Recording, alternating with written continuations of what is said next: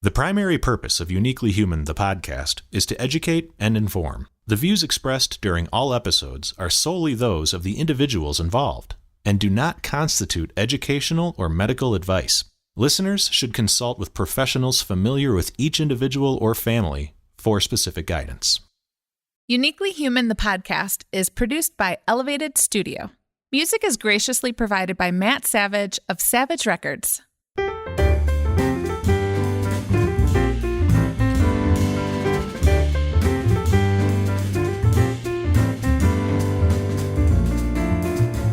Hi, I'm Dr. Barry Prezant, clinical scholar, researcher, and consultant on autism and neurodiversity, and a Brooklyn boy raised in the big city. And I'm Dave. I'm none of those things, and I grew up on a farm in Illinois. But being on the spectrum myself, I have plenty of personal insight to lend. And this is Uniquely Human, the podcast, a show that illuminates and celebrates autism and neurodiversity.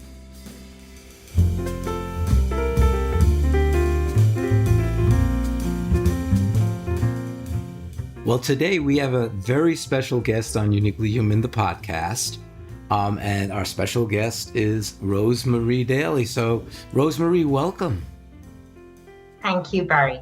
Yeah. Just a little bit of background. Rosemarie and I were honored to be invited to a European conference, basically on helping a community of professionals, healthcare professionals, to provide better and less traumatic experiences for children in healthcare and especially in hospital settings. And Rosemarie gave a wonderful presentation, and I said, okay, so many parents and family members are always tossing us questions about going to the dentist. And I said, oh my goodness, Rosemarie's the perfect person. So a little bit about you. Dr. Rosemarie Daly is a specialist in pediatric dentistry and private practice in Dublin. She graduated from University College Cork in 2003 and completed specialty training in pediatric dentistry in Leeds in the UK in 2009. She also has a specialist membership in pediatric dentistry from the Royal College of Surgeons in Edinburgh, which is an incredible city. And a fellowship in pediatric dentistry from the Royal College of Surgeons in Ireland in 2009. But Rosemarie really is there in the front line. She provides services for pediatric patients who are compromised in relation to their dental care for reasons such as being very young, being on the autism spectrum, having intellectual disabilities, dental anxiety, needle phobia, generalized anxiety, and sensory processing issues, which we really know very often co-occur with neurodivergent kids. She advocates for pediatric oral health in Ireland and internationally, I have to add that, and believes strongly in helping parents understand the importance of oral health, which we'll be talking about, obviously, preventive care and early visits. And Rosemarie also is on the clinical advisory committee of the European Academy of Pediatric Dentistry. Boy, you have quite an agenda in addition to seeing patients and families directly. I do. It's busy. It's challenging, but it's something I've always been really passionate about. So I wouldn't be doing anything else, Barry. Yeah. So how about your journey and your path a little bit? If you could briefly tell us why you went into dentistry and what you enjoy most about your work. Sure. So I grew up in a small village in the middle of Ireland, County Laois. My mum was a nurse. My dad was a metalwork teacher. And my mum had a play school. So looking back, I probably was around two people who shared lots of skill sets that I use every day. So combination of competencies and interests, I love working with my hands. And working in a caring profession was something that always just came very naturally to me. And I always loved science, found it really interesting. I also really liked psychology, and I loved art.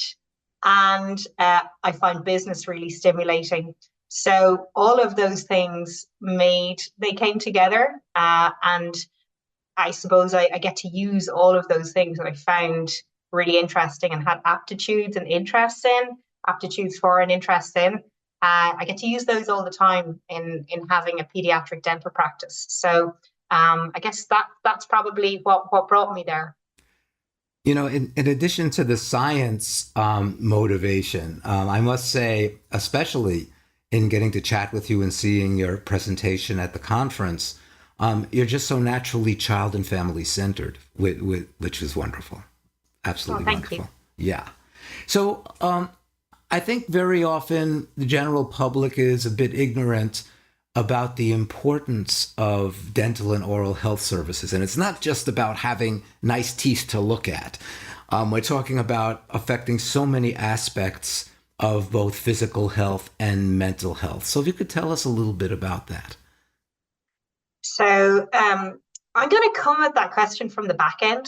Uh-huh. And when I speak to people from the United States, I never feel that I have a difficulty having people understand what I do. But actually, when I graduated in 2009 with my specialist training and I came back to Ireland, I would say pediatric dentist. People hadn't a clue what I did, and I'd find myself having to kind of explain it.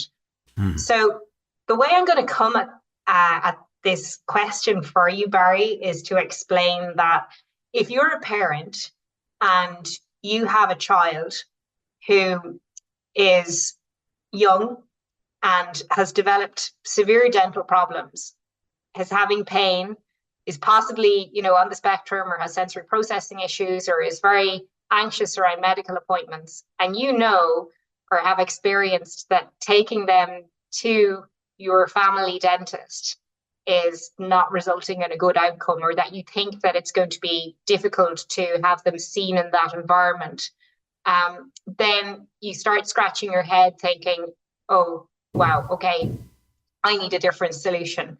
I need somebody who's child competent in this environment.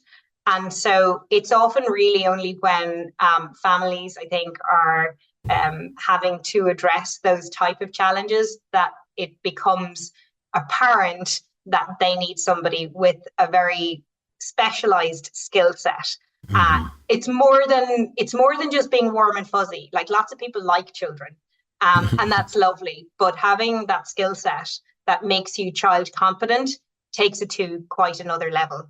And so I think that probably is really what makes a specialist in pediatric dentistry different, and what defines kind of like the type of service that we try to provide.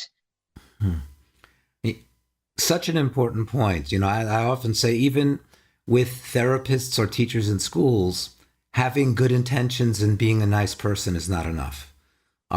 Because sometimes you could have the best intentions and just say the wrong things in terms of the parent's perception of that situation.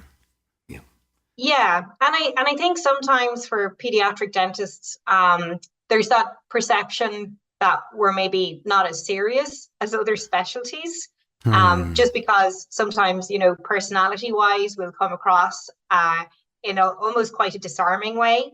But I think it's very necessary to be really clear that there are skills, competencies, and a very deep level of training and understanding and commitment that go into developing what's required professionally to deal responsibly with the needs of children. Right, and to deal with the needs of children before they even sit in your chair, because it seems that the anxiety, the uncertainty, the sort of the stuff that might result in a dysregulated child sitting in your chair when you're just trying to conduct even the most routine of exams or cleanings, that all starts way before. Absolutely. And I'm going to go another step further, Dave, because we're here to talk about children in a neurodiverse setting. What I'm going to say as well is that there's often a bidirectional relationship between poor oral health and children who are not regulating very well. So way before parents may have kind of, come to thinking that there might be an issue for a child in terms of how they're regulating. You may have very unsettled infants who are not sleeping well during the night, and who are really difficult to comfort, and who are not kind of finding their own way to self-regulate. So a lot of the really severe, very aggressive forms of decay that you see in early childhood are coming from these children who are being fed ad lib at night, either breastfeeding or ad lib bottle feeding. And it's those children who get this really aggressive form of disease that very frequently needs, operating room time for general anesthetic, in a hospital setting, big rehabilitations, really severe dental disease. And it's often, because these kids are just finding it so difficult to settle. And you have parents who are really struggling with this because at that early stage, sometimes it's very poorly defined. And, it's not clear whether the child is just colicky or whether, why they're unsettled. And so these children then kind of graduate into infants who are not using toothpastes for parents because they find the taste really difficult to tolerate, or they don't like being touched in the head and neck area. They're very sensitive. And so all of those things are working against them in terms of maintaining and having good oral health, but also preventing dental disease. And then they're the same children who are really compromised in terms of actually being able to access dental care. They're difficult to get into the surgery. They find it difficult to treat. You've got parents who are struggling. So there are just all these really kind of, it feels like everything is kind of working against these children having good oral health. And then the next thing is they come out of the bottle phase or the breastfeeding phase, and their preferences for foods can be really skewed. So, they may be very limited to certain textures, certain tastes, certain flavors. And then the next thing is, because parents are so desperate to get them to actually have anything to eat, they're encouraging them with sugary things, or they're rewarding them with sweet things. So there are just so many confounding factors here that can make oral health very precarious for children in this population that we're here to talk about today. Mm-hmm. And so often, some of what you just explained that parents do that they may think is helpful because it may help a child settle or regulate or finally get some food into them, could be some of the things that, are, as you said, kind of add to the cumulative impact. And I think, another issue that it's unbelievable to think about this, but only in the last 10, 15 years have we said that if a child is consistently dysregulated, the first thing we should look at is biology, as opposed to, it's just a behavior problem, okay? And when you talk about kind of the cumulative impact and the bidirectional influence, like you said, it just kind of becomes, a storm of factors that is so difficult for parents to deal with, and certainly the kids themselves. Can I just say one other thing while we're on this subject? And it's for parents out there who are listening, who are struggling. Mm-hmm. So many parents come and they tell me their problem and they cry. They cry because they feel judged. They cry because of guilt. They cry because of exhaustion. They cry because they're trying to parent as if they don't work. They're trying to work as if they don't have children. And they are just trying their very best to cope. And it's not until somebody has a child who's just really unsettled. It's not until that happens in a family's, in a person's life, that you can have any appreciation for just how difficult it is, for mums and dads, and like mums going back to work. They're trying to get a night's sleep, and they're trying to function, and they're trying to cope. And then something like this happens. And, there are so many judgments that are made about poor oral health for children. Everyone's an expert on it. Like I'll give out a treatment plan and some parent will come back into me and everybody they've spoken to has an opinion on it. And, there are all these like really poorly informed opinions that are so judgmental, incredibly unhelpful, and that can have a hugely negative effect on that parent who really needs support. And they don't need to be judged. They don't need poor information. What they need is somebody who really understands their child's problem, and they need to be understood that they're doing their best. They're trying to cope. It's not helpful to overuse this kind of idea that this is neglectful in any way. We have to recognize that this is just such a difficult area, because when people become sleep deprived and when people are really concerned that their child isn't feeding, these are really distressing things. And so I think it's just so important that we view this with compassion, and that as a profession that we understand what it is, and see the human element of it as well. That makes me think of one of the quotes that were most important for me to learn from, and from a mom who I knew for and still know for about 3 decades. And she said, the professionals we value the most are the ones not who judge us, but who join us on our journey. And I think in dentistry, as opposed to what might be a one-off visit for other health reasons, you're really in a position to join families on their journey, because you're going to be seeing the child again and again and again. And that trust is so important that you just explained, so beautifully. It is, and we both need it. So in order to be able to get in there and be part of the fabric of that child's life over a period of time and to make an impact. So, there's the technical aspect of rehabilitating a child's dentition that's been affected by dental disease. And that's one condition that we treat amongst several. But getting in there and technically fixing it is quite a separate thing to working with habits, working with behaviors, and supporting people, but keeping them with you over time, and making sure that there's trust, there's respect, there's an alliance, and that we work it out together, that we have a long-term relationship. And so that's critical to making sure that this patient is going to continue to access the care that they need. So that part of the relationship really matters a lot, because if you lose that, and if a relationship with a parent isn't working, the child is going to suffer. So keeping that oiled over time, keeping it moving smoothly, and making sure that we add plenty of positivity into that, so that it's sustained, that is very meaningful for the child, for the best interests of that child to be served over time. I am sure that some of our listeners are now saying, okay, when's the next flight to Dublin so I can see Dr. Daly I know. in her practice?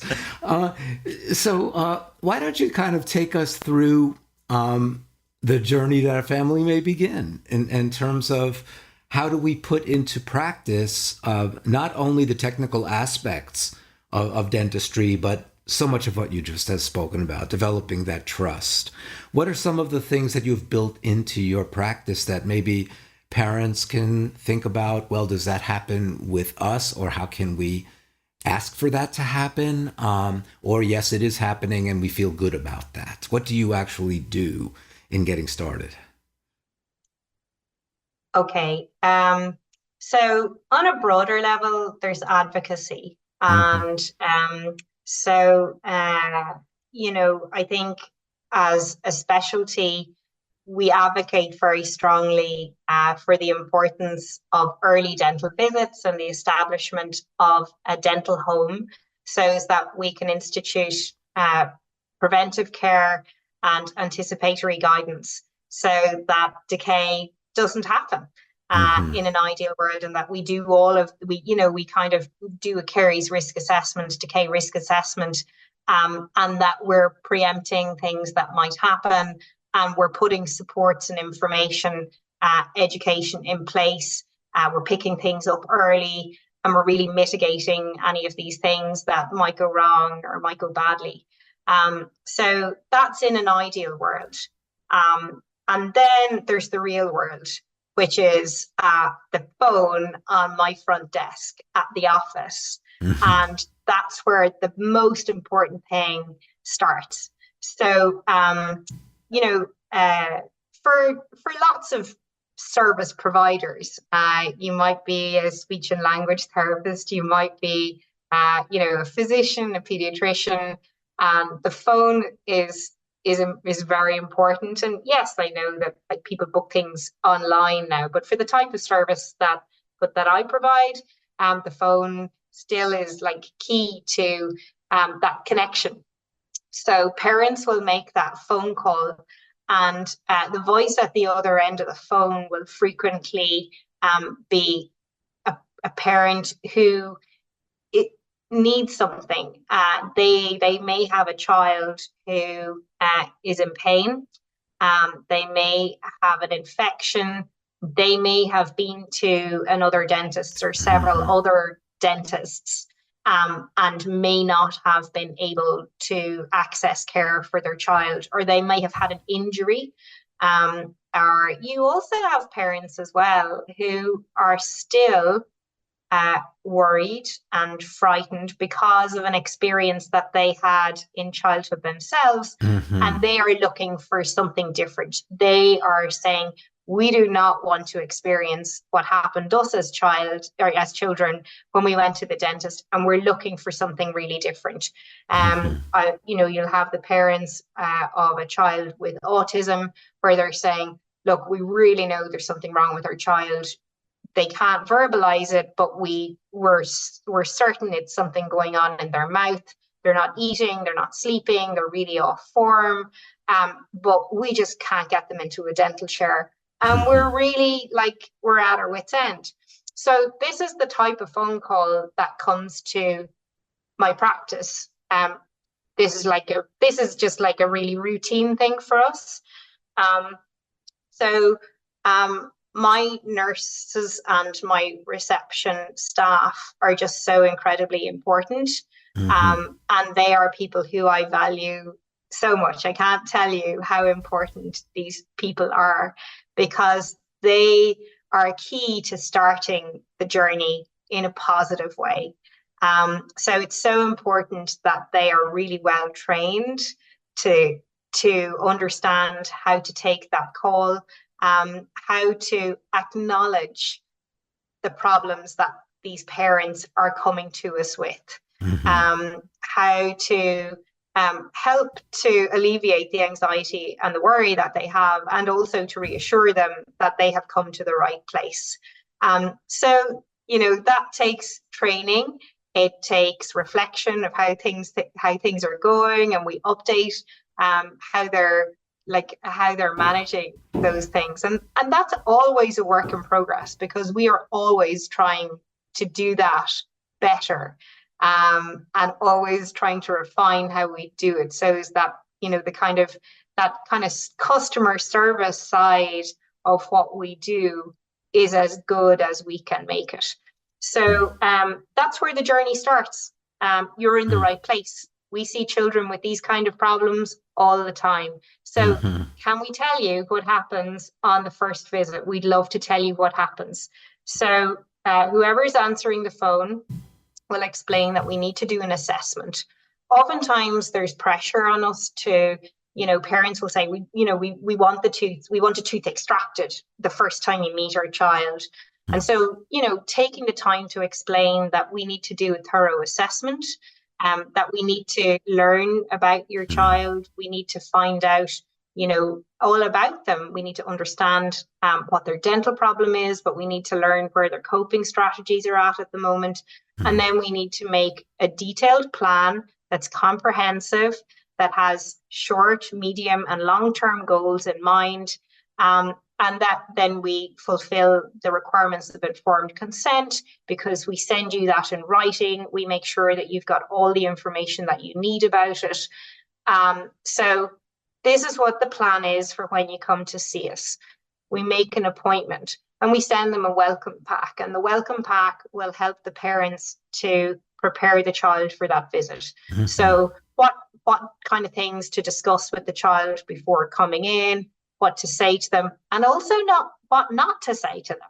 Mm-hmm. And it's really important that we do this. So experience has taught me, and many other people who are specialized in my job will say similar things, that it's really important that parents don't talk about blood, shots, needles, injections, and nastiness and danger and terrible things. And, so no watching Finding Nemo before they come to see us, this kind of stuff. And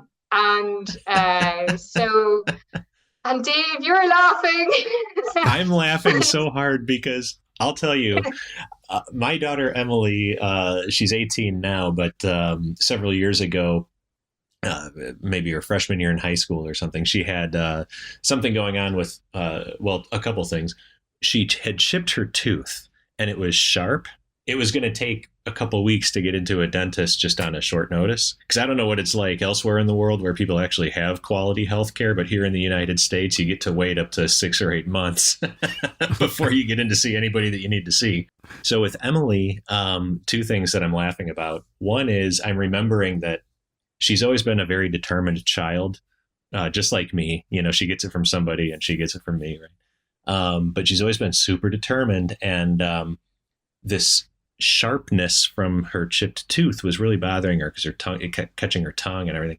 So she went out to the garage and took some of my sandpaper and sanded it down just enough so that it was no longer sharp and catching her tongue. And I was like, Emily, you sanded your tooth? I can hardly click my tooth with a fork or a spoon without agonizing pain for 20 minutes. So she did that. We finally got her into the dentist, and up to that point she had only ever had routine cleanings and things like that. So I started telling her all about my experiences with root canals, and because I was thinking like, well, if she has the data in her mind before she goes into the chair, then nothing will be a surprise. So I better equip her with all the knowledge that I have about what a root canal feels like, what the needles in your gum feel like, what all. And she was just like, can mom take me to the dentist? So there it is, a well-intentioned dad just kind of going down the wrong path in helping. Yeah. And I think that's the most important thing to say, Barry, is that is so well-intentioned. And I know this is really, I want to share this with you because it's such a critical thing about, like, where we were talking about long-term relationships and making sure that people come back, and finding a way that's comfortable so is that we can be honest with people. So we have to discuss with parents ways that we want them to communicate with their children. And the complexity of this is that we've got parents who are highly anxious about what's going to happen. They're incredibly well-intentioned. They're feeling probably quite protective for their child. And they're going into a situation where they might themselves be quite nervous about what's coming up. They're also trying to help their child with their child's anxiety or potential anxiety. And so with the best intentions in the world, they're trying really hard. And this is a critical point where you can lose trust with the parent if the way that you communicate with the parent about like reassurance, if the tone of that isn't right, you can offend a parent and you can get off on the wrong foot. And the only person who suffers there is the child. If the way that interaction happens doesn't work, or if it jars, and the next thing then you have a parent coming in who is not necessarily comfortable with you. And so refining that message so is that it comes across in a really smooth way, that parents understand that you just really want to help and support them. And that's really important. It's just important how that kind of conversation happens, so that parents know that when we're explaining what kind of words to use, and not to reassure children, that the tone of that comes across the right way, so that we really are still bringing the parents on board with us, and that they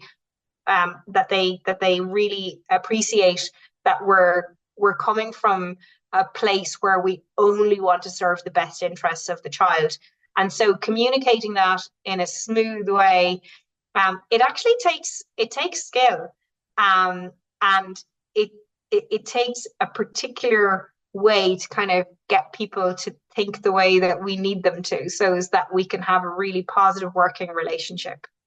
It really is a skill, and it's well appreciated by me personally, because as Barry always says, there's the parent who is the expert in their child, and that's paramount. But as a practitioner, you're the expert in what that very specific thing that's going on with the child in terms of their oral health. So it is a tightrope that you're walking as the healthcare provider, to educate families and to not come off as too positive and too happy in front of the kid and kind of be off-putting in that way. Educating people as the subject matter expert in dentistry, in oral health, in all of that science, when the parent is the one saying, like, yes, I know, but we've been to 6 other practices, they've all tried this thing, and every time it unravels, and what can we do to prevent that? So you're in and not to mention, it's not just you, it's your entire staff, your front office, your reception staff. Everybody in your practice has to be lockstep on what the messaging is and how the messaging is delivered. It's really admirable. Do we have time for a cute story? Of course. So, in the last few months, I had this beautiful little girl coming to see me, and so she was highly anxious, and she had developmental defects affecting her second primary molars. So she was 5, and the molars at the very back of her mouth had all broken down very badly. And there was a history of malignant hypothermia in her family, which is it's a genetic thing where people have difficulty metabolizing drugs that are used in general anesthetic. So we were quite keen to avoid the use of general anesthetic for this child, meaning that we, were intending to provide treatment on the chair with local anesthetic and inhalation sedation, but she was just a highly anxious child. So she'd had 2 attempts at treatment, and she was finding it very difficult to cope. And but because accessing general anesthetic was just such a complex thing for her situation, Mum was quite keen to try and see if we could try another time on the chair. With another child, we probably wouldn't have done this extra visit to try. So a lot of work had gone into how we were communicating with Mum, how we were communicating with the child. And so, a lot more emphasis was being put on this than usual. And we were feeling really well prepared. And so the morning of the child's appointment, Mum and the little girl, they were walking out of the front of their house, closed the door, came down the path to get into the car, and they meet the postman. And so the postman is an elderly gentleman, and he said, "Where are you going today?" And she said, "I'm going to the dentist." And this is after everyone in the house has been told what they can and can't say to the child. And the postman decides, in his infinite wisdom, to take his false teeth out and show the child his false teeth. All How of wonder best why laid we had done. plans. But actually, she did fine in the end. She had it done and she got through it. But yeah, it was just like, oh my God, what kind of planets were aligning that day when that happened? I was just going to say, like, I would say the second worst thing is having a family call me to tell their child what to expect at the dentist. The first worst thing is to have a postman take his teeth out and show the child. Oh my goodness. It's best laid plans. Isn't that just it? Yeah. There you go. I'd love to emphasize some of the things that you said just to make sure that, parents could really focus on the wisdom of what you said. And it's almost like parallel tracks. So we've spoken a lot about really listening to parents, developing that trust. But you also, the phrase I like to use is reduced uncertainty. You spoke about what's going to happen. You spoke about let's set the goals, the short-term goals and the longer-term goals. And that must be so reassuring to parents in terms of your competence. And then you're presenting as a team. The value of knowing you have a team behind you as opposed to one person. And we say, okay, well, what happens if Dr. Daly goes on vacation? My child has, a need for immediate service. And such important points that you've made.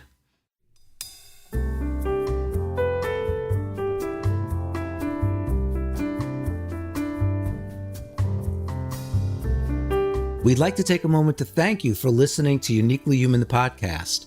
It is so gratifying to hear that so many of you find value in what we share.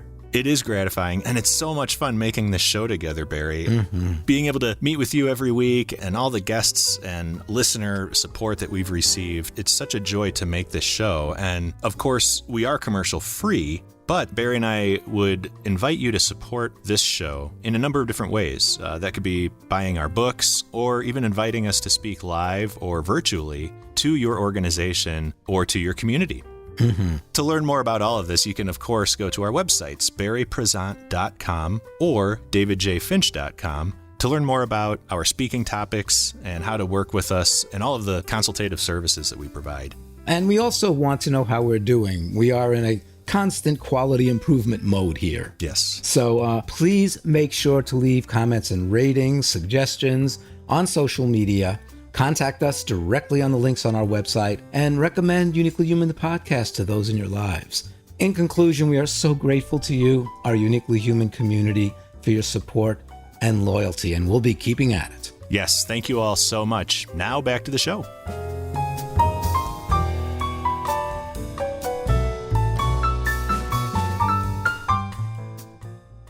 One thing that I did see that you presented beautifully at the conference is the video that you make to help kids, another aspect of reducing uncertainty and for parents. Here's what happens, is going to happen. Yes. I want to say a huge thank you to my beautiful nurse, Louise, who made that video, actually. We had great fun making that video.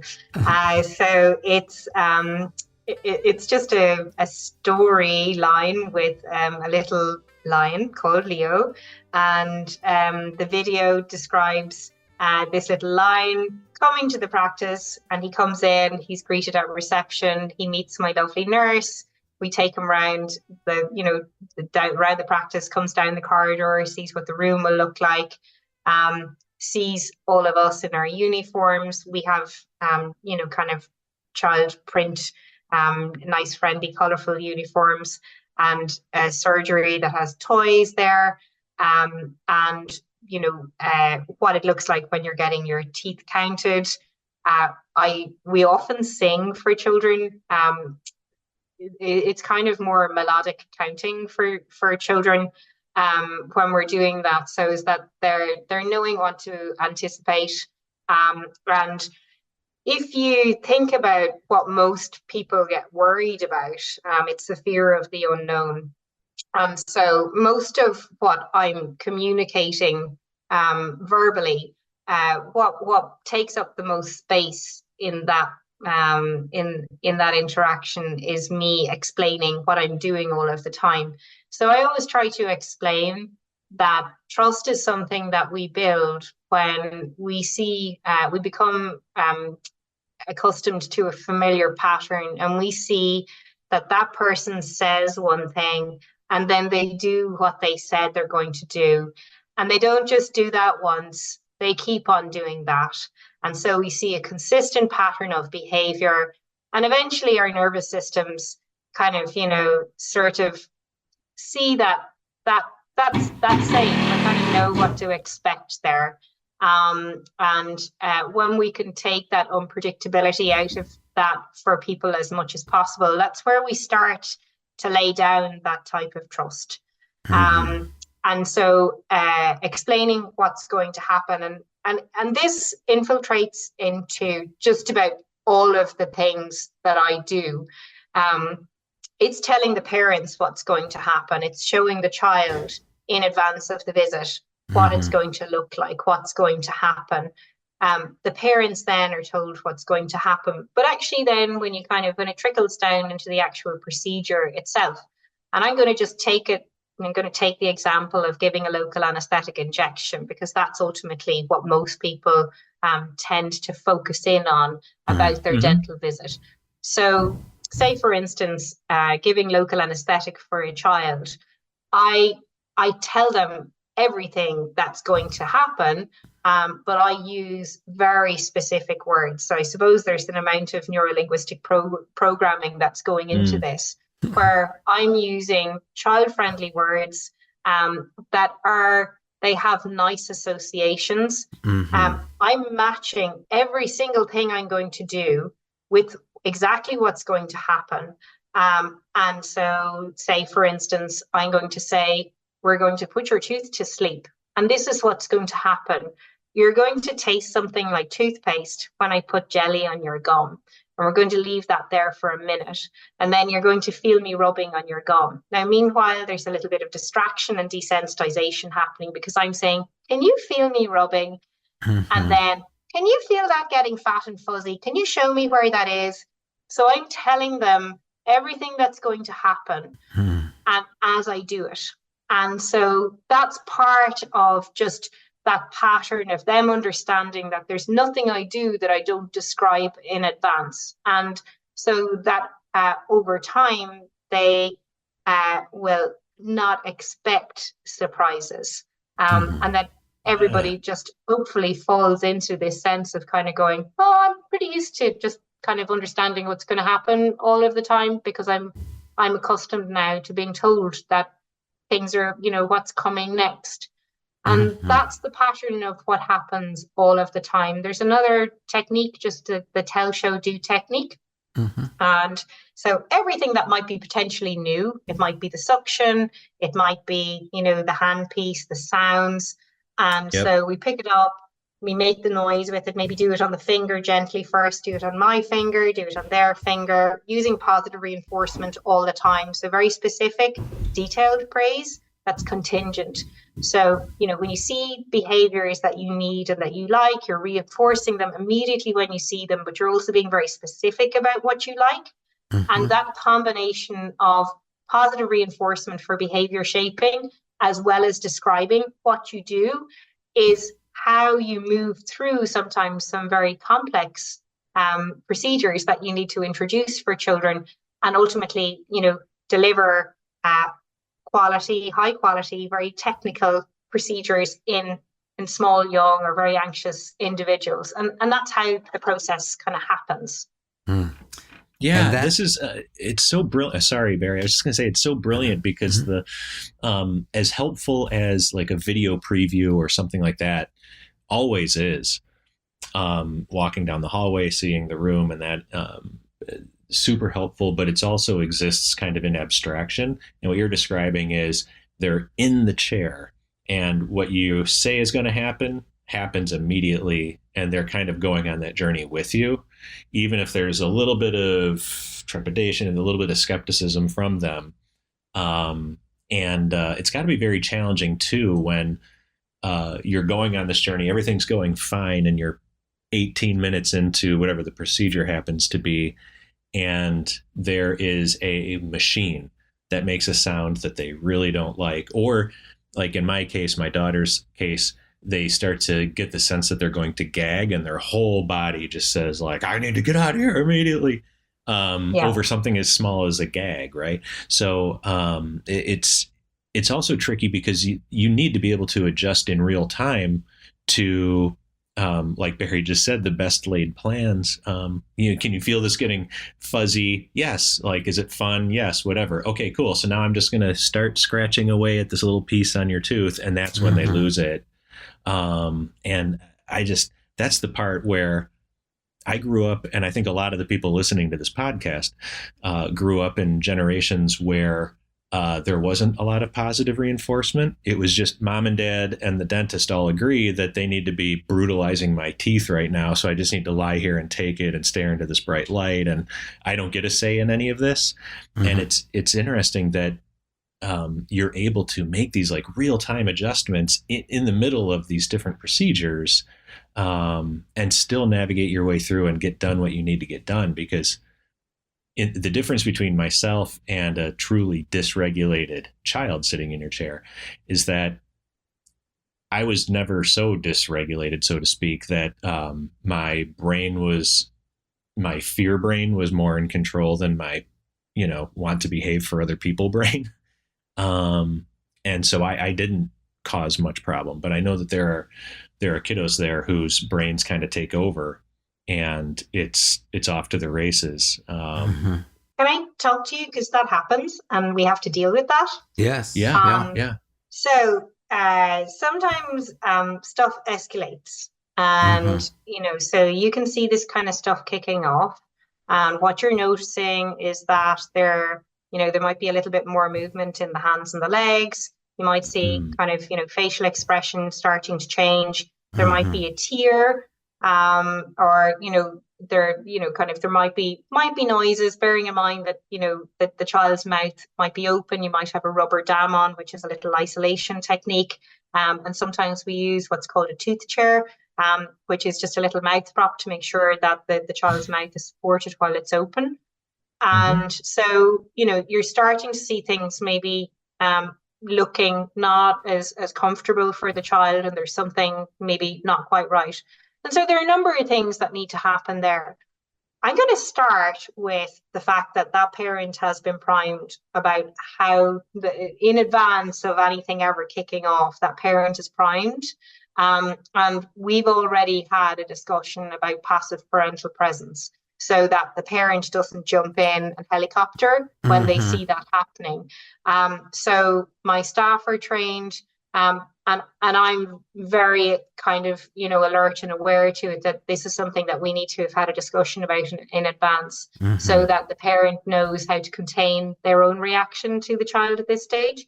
So it is, like, it's expected that there will be times when a child might find this difficult, and it's not the end of the world. And it's so important how it's handled, so that, you maintain, I suppose, a situation where you're still guiding and supporting the child, and the parent knows that you have this. And there are different little techniques that you'll use. So, the first is actually just showing concern. So, you have enhanced control, which is that you've agreed on a hand signal, so that when the child needs you to stop for whatever reason it is, that they put their hand up, and you have an agreement. And the very second you stop, it's great if there's a handpiece, because you just, you take your foot off the pedal and the noise of the handpiece stopped, and you go, I stopped now. It's okay. I've stopped. So sometimes you might, it can be really helpful to introduce counting. And so counting will allow the child to know that there is going to be an interval, that they'll have a little rest period. Sometimes some children might just need a rest break. They might just need to wiggle their hands and their feet. Sometimes you do need to kind of like check and make sure, are they feeling something uncomfortable, or is there something that you can fix? It might be something small. It just might be that the mouth prop and the lip have gotten tangled up together. That once something is pushing off something that could be a bit uncomfortable. You might have a loose front tooth. It's all these little small things. And, when you stop and you check out what it is and you go to fix it, and then like, oh okay, that's all right. And then we count again, and we get it finished, you know.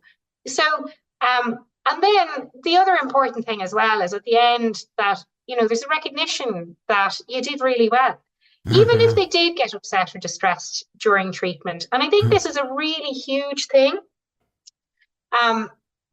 Sometimes children can look visibly quite upset. But actually, the way that the whole thing is framed is what they go away with. And, you know, like, children have huge resilience as well. So even if there are tears, and even if they did get a little bit excited during it, if we focus on 3 good things.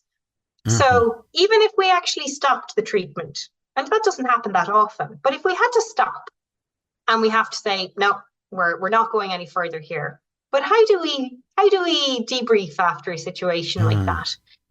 We really focus on 3 good things. So whatever it was that, you know, they made an effort in, they kept their mouth open, they kept their hands on their tummy, and they got this much done. And who are they going to tell? Who's that special person they're going to tell when they get home or later that day? And so we'll ask the parents to keep on repeating those 3 things with the specific intention that the next time that they're going to come back, that those will be the predominant behaviours that will hopefully come to mind for that child, with a view to them kind of periodically regulating well when they come in, so that they are habitually regulating when they come in. There's one other beautiful thing that I love to do, and I've taught my nurses how to do this one as well. So if children are getting distressed, I do this thing where I just catch the bed of their fingers like this and count. So we go 1, 2, 3, 4, 5, 1, 2, 3, 4, 5, 1, 2, 3, 4, 5. And then I get them to count it back to me, which I find incredibly relaxing. And I really love it. But when they squeeze my fingers, I sing back to them. And then, so sometimes we'll like change the melody as they go from front to back. And it works really well. It actually calms both of us down. And it's almost like there's this sort of just attunement that can go between both of us. That can be a lovely little technique just for coming back into our bodies. And, you know, kind of grounding a little bit again, because it's a very sensory thing. And the counting works well. That kind of melodic counting just works so well for lots of kids. So in summary to that one is, sometimes there are tears. Children can get upset. There are moments where it might escalate, and those things happen. But it's how we hold that moment, how we frame it positively, and where we can kind of, you know, we can build on that, and we I suppose really work on enhancing resilience for children when that happens. You know, it is amazing, and I think many of our listeners maybe will translate what you're saying into concepts we've discussed, and that is you have an emotional regulation plan, that you have specific strategies. You are always reading a child's signals of dysregulation, and you're knowing what to do. So the whole issue of co-regulation, or the term that we use is mutual regulation, is so much a part of what you're describing. It's amazing, but that sensitivity to the child's pattern of behavior is telling me this, and I know what to do in this instance to help this child be better regulated, to decrease anxiety, to give the child a break if needed. It's the way you described it is beautiful. Thank you. It's a beautiful example of kind of reciprocity, sensitive reading of signals, and then stepping in and knowing what to do. And of course, that's all about building trust, and that's all about presenting yourself as dependable. This is a professional who I can really feel grounded with right now. Oh my gosh. I'll tell you another funny story. Yes. Sorry, Dave. Go ahead. This is a story that I actually, I enjoy this one. So I had a beautiful mom and her boy coming to see me, and he was around 10. And this mom had two other children who were, they were nonverbal on the spectrum. And this was the oldest of her children. And he was very clever and very engaging. And he had broken his front teeth. And so my concern was that after the injury, that the nerve of the tooth, one of these teeth was going to die. And so if that was going to happen, he'd need a root canal treatment. And if when they come in at the first assessment, I said, oh, look, we're just going to go straight to general anesthetic. And then he woke up from the general anesthetic and several weeks later, the nerve died, then, we'd be in a difficult situation of possibly needing another general anesthetic, which is not desirable. You treat general anesthetic that you have kind of one chance to get things done and get it right. Mm-hmm. So I was quite insistent that we try everything at our disposal to acclimatize him and to prepare him well for this treatment. And I didn't know how it was going to go, but this was a good few years ago, and I had come off this course that I did with a lovely therapist who used deep joint stimulation and this melodic counting thing. And so for a few weeks, I was using it all the time, and everyone seemed to be liking it. And kids would respond really, beautifully to it. It's like they're after having really stiff gin and tonic. They just so relaxed when we were doing it. And so it was all going really well. And this kid had come for 2 acclimatization visits, and then he came for the 3rd visit. And so we were talking, and I said, it's going to happen today. And he said, yeah, you're going to fix my front tooth. So you're going to give me an injection, and then you're going to put on the rubber raincoat, and then you're going to fix my front tooth, just like you said. And I was like, yes, that's right. Yeah, great. And then he goes, well, just the thing is, I want to ask you one favor. And I was like, yeah, sure, of course. And he goes, is there any chance that you just won't sing at me, please, today? And so I was just mind blown in the nicest possible way. It was so humbling and so lovely. And I was just so grateful that he let me fix his tooth as well. But that's tremendous, bold self-advocacy. You love to see that. You'd love to see it. Yeah, it was great. It was a lovely moment. Yes, so we share something there. I often say that my singing dysregulates kids. It doesn't. Well, Barry is a percussionist, so he actually takes marimba mallets and he plays melodies on their teeth, like in the cartoons. Oh, Dave. That's a joke. Do they need to get sent anywhere to have things fixed after this, or? Oh, goodness. Yeah, we send them to Dublin. Right. So, Rosemary, you've shared so many beautiful gems, and unfortunately, we'll have to bring this conversation to a close, even though I know we could learn so much more. But anything you wish to say to families out there, and also to kids and people on the spectrum, in terms of, what is the best way to be supported around dental procedures and dental visits?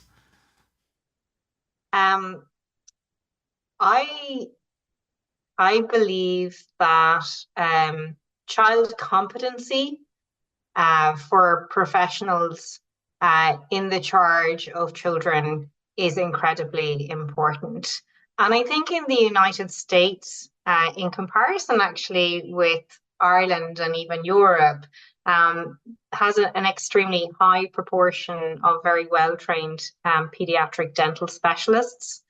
And so sometimes parents don't necessarily see the need and the value in attending a pediatric dentist. But I think it's important to recognize that really unique skill set and training that pediatric dentists have, because there's nobody like our group of professionals who genuinely understand the needs of children when it comes to the experience of having things happen in your mouth in this very complex sensory environment where we have noises and smells and tastes and texture and all this activity in close proximity to another person in your head and neck area, which can be so sensitive. And so what I'm going to say is that pediatric dentists are incredibly well trained and equipped and experienced in dealing with that. And so I am going to say that I think that recognition for that skill set for dentistry is a very important thing. Early visits is also very important. So the establishment of a dental home from the time a first tooth erupts.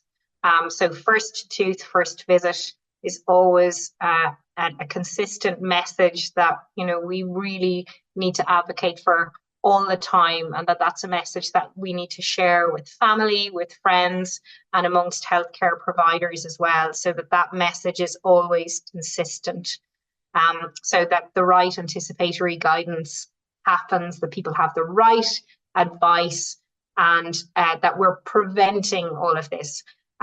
Dental decay is the most common chronic disease of childhood, and it's the last thing that you want happening to a child who is struggling in terms of how they're regulating emotionally. And, you know, so we want to keep those children really safe, and we want to prevent as much from dental disease happening in their mouths as we can.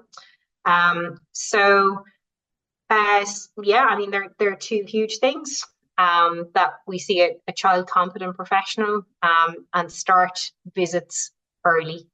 And when those things happen, it allows parents to get good quality advice about how to overcome some of the challenges that can be there with neurodivergent children in relation to exposure to fluoride. So there are a pediatric dentist will understand the challenges that parents have in relation to keeping the mouth clean, maintaining good oral health, understanding the type of dietary challenges that can come around when children are compromised in relation to what they will eat, what they won't eat.